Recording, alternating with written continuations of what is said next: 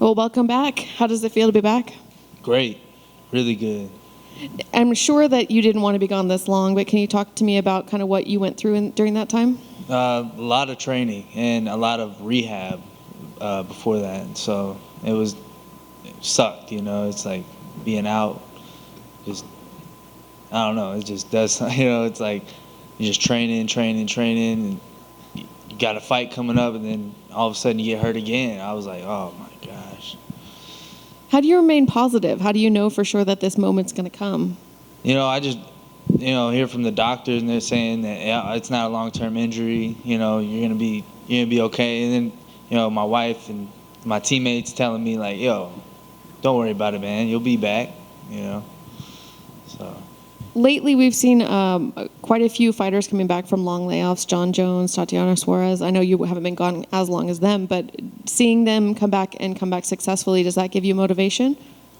Definitely. Yep. Because, shows it can be done, Do you believe in ring rust, or do you think that's more mental? Do you think that just depends on the fighter? What's your thoughts on that? I think it depends on the fighter, and I've been fighting so long, I don't feel like I have ring rust ever, so. What are your thoughts on your opponent? He's a really good fighter. He's well-rounded. He's got a lot of good knockouts that I've seen, and, he's dangerous, so I'm ready. What sort of fight are you expecting from him? Do you feel like you can get in and out of there pretty quickly, or do you feel like it's going to be a 3-round war? It could go either way. It's we're both heavy hitters, so we'll see how it goes. And I know, normally a fighter, I would assume, would want to get in and out pretty quickly, but when you're coming off a layoff like that, maybe you want to be in there a while. Maybe you want to test yourself. Maybe you want to show that you're good. Is that a feeling, or you're like, nah, I just want to get in and out? Of course, in and out, That's the best way, What about this new venue with fans? It's a different experience. Are you excited to be one of the first fighters to fight in that venue and kind of see what it's all about? Definitely. It's in Abu Dhabi. There was the first time that I fought there. They they had fans, so it was like the first time after COVID, and I was like, oh, thank God, it's better to have fans. So I'm looking forward to it. Thank you. Mm-hmm.